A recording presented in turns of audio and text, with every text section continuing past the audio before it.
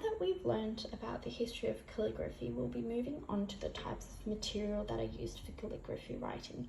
Now, traditionally, calligraphy was written using bamboo pens, which is just a bamboo that was cut to form a cut nib, a tipped edge, and then was dipped in ink, and that would form those really nice curves that we see in calligraphy. Obviously, I wasn't able to source one of those, but what we can use instead is one of these, and this is a traditional calligraphy pen. There is a reusable ink cartridge that's inserted here, and it's topped with the metal nib that's got that flat edge that will give us nice curves once we use it. And again, these are a lot more sustainable than your traditional pens, because once the ink cartridge runs out, I can just sort of unscrew this, place in another cartridge, and we can reuse that. So these pens are really nice because that once you write with them, they actually form that kind of swerve that we want to see, and it's traditionally got that kind of thicker side over here, and it slants off by itself, and so there's not a lot of expertise that we need to apply. So that's one option, and this is really good. The next option is using highlighters, because highlighters such as these ones, if you look at them, they've got that cut nib as well, and so they've got a thicker side, and then if you write with the tip, you can sort of form a thin side. So if we were to do the same kind of, I'm using the slant side at the top and then bringing that down, and then again we've got a very similar kind of thick edge here, and if I were to accentuate that a little bit more, I would just follow along, and we've got that nice sort of thick edge that tapers off into a more thin slant at the bottom. The next sort of trick that you can use is using two pens of the same color. Now this one's a little bit more technical, but it does give us that kind of slant tip that we can find in traditional bamboo pens. So I just used this tape, and what we want to do is we want to place the two pens with just a little bit of a difference at the top. We want to tape them together like so, just with that little height difference, and then we want the top, the longer one at the top, and just with a slant we want to form writing like this. Now we can then use the top nib to connect our writing, and again, as we can see, what that's done there is we've got our longer sort of thicker part here, and then our tapering off here as the pens combine, and then we can sort of form similar, more sort of form structures with that calligraphy pen without actually needing one of those traditional pens. So these are the types of materials we can use. It's not really suggested to use markers like this that are just round tip, because if I were to draw just here a similar structure, you can see that there's really no kind of tapering. Like we want to see a section that's a little bit thicker and a little bit thinner, but we don't see that with pens that have just a round tip, so that's really not suggested that we use that. So students are free to use whichever one of the three methods. Obviously this one is a little bit more technical, so this is the one with the two pens stuck together, but as you can see, the gradient that's formed is actually greater.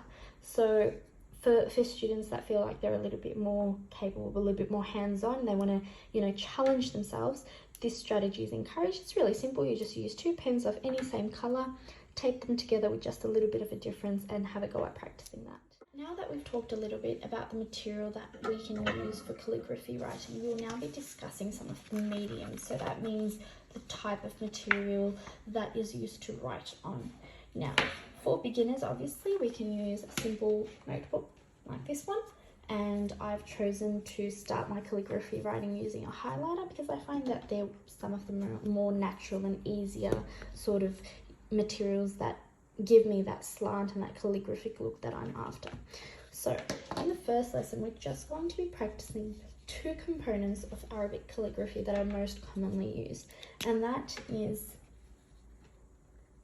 this kind of element and then the dot element. So the dots that we can see in a lot of Arabic writing are form a really sort of like an essential element basically to the letters.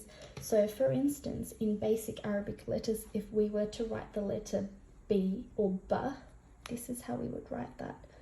Start off there with a thin side, and that uses 1 dot.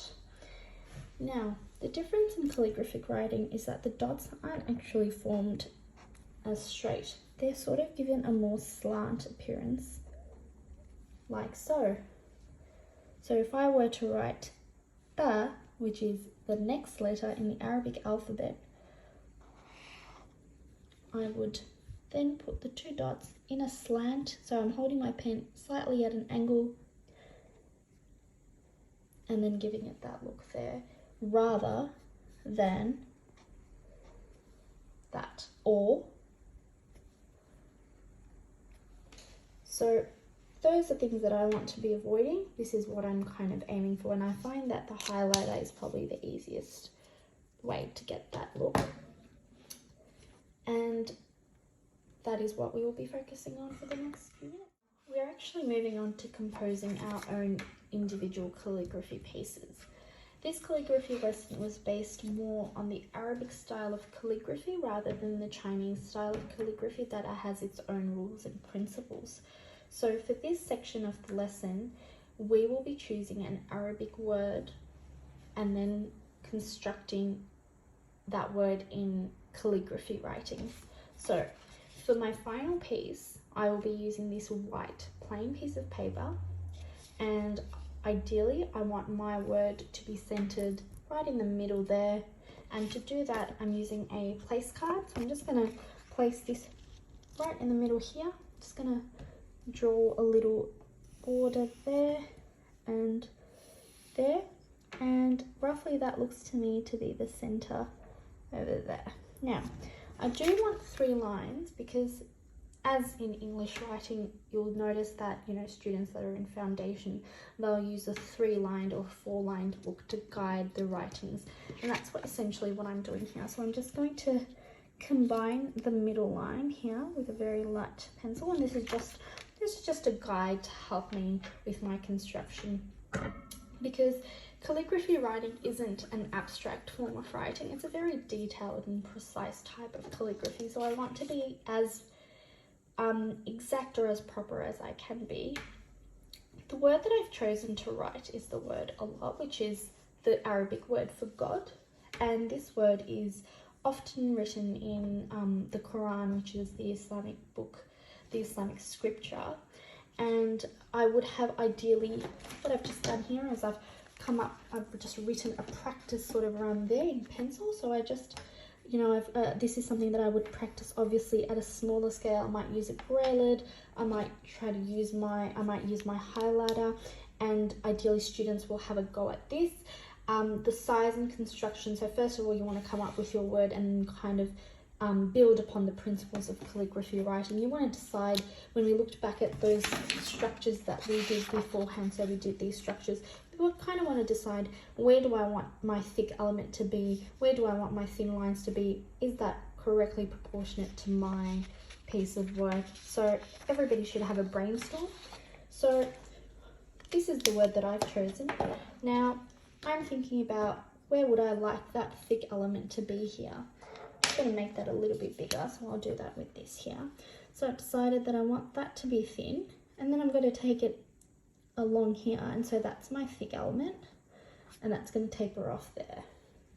I'm going to start again over here. So you might decide, hey, you know what, I actually don't want to start with a thick element here, I'm going to start with a thin element. So then I would change the way that I'm holding my pen. I would do something like this. Now we can clearly see the difference in the width of those two.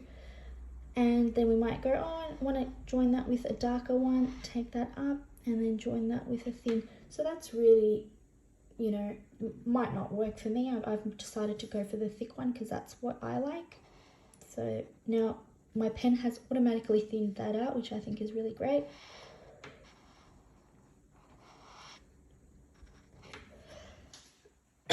And that's what I've practiced. Obviously I'm not professional, but calligraphy is all about practice and kind of. So now that I've kind of had a practice run at what I want to produce, I'm going to go back to my final piece of paper. I'm just going to move this to the side here, and I'm going to work with this here. Now, if you feel really confident, you might go in straight with your whatever sort of material that you've decided to use. It could have been the 2 pens that we talked about previously. It could be the highlighters, it could be acrylic, or it could be one of the provided calligraphy pens. I find that this word is quite simple, so if I were to do it with a pen or with just one of those 2 pens put together, it wouldn't give me that depth that I'm really looking for. So I have decided to stick with the 2 highlighters, and then obviously you can sort of play around with the colours and the structures again to see what works. So now that I've got my lines, I also know where I'm kind of starting from, where I'm ending, what I want. Like, I have a vision for my piece. It's not just, you know, doing it as goes. It's more of a planned process. So again, I'm referring back to here. So we're starting off with that tiny section there. And again, this is an art of finesse. It's not especially when you're beginning. Obviously, more experienced calligraphy writers can sort of just jump in. But this is something that requires a lot of self-focus and reflection on what we're doing. This is one of those art forms that isn't always about the final art piece, but it's also about the process that we take to get there. So just going to structure that there like this. So that's what I've done there. Then I'm going to bring my highlighter down there and taper off there. So again, I've chosen to fall between the 2 lines. That looks really good to me. I'm very happy with that. Let's start off again. So now, because like you've noticed that even though I was using a lined book here, my lines were kind of, you know, a little bit, they weren't the same, and that did look a little bit messy. But now that I've got the lines that I drew on this one, I know that what I'm trying to do is a lot more precise. Another secret or another trick that I've learnt is that you can use little dots to guide you. So because I know that I've done that and I need to do 2 more, I know that I need to do 1, 2. So I might actually put those 2 dots there over here to help guide what I want my piece to look like. So I'm making sure that, you know, I've ended there, so I don't kind of want it to come down here. I'm going to leave a finger space here and do a little dot there, and that's where that's going to join, and I think that that's an appropriate place for that to end. So I'm going to go down there, and again I've decided to use my thicker side and then tapers off into the thin. Oh, and I've decided to kind of meet that halfway there. That looks pretty good to me. I know it's not perfect, but it is what it is. And now that I've got that middle line, what that middle line is doing is really helping me guide with that section. And so with Arabic writing, you'll notice that there's a lot of broken up pieces, and that sort of middle line helps structure them quite a bit. And so I can actually start here now because I know that that's where I want to finish, and go down, and that's where I want to use to do that. Now, I've looked at that and I've gone, hey, you know, that looks pretty similar to me. So I might revise that in the next lesson and go, I actually want to make that thinner. So it's a process to get there, and it's a lot of, you know, kind of reflecting on what you think works and what doesn't. So for instance, I've done that and that's all fixed. So that's actually just one dimension. It's not very multi-dimensioned. So I'm going to go back and have a play with that just one line. So I might go, hey, I want to twist my brush halfway through, and or my pen halfway through, and I've created a dimension just by angling my hand. And that's how we can continue to work on such writings.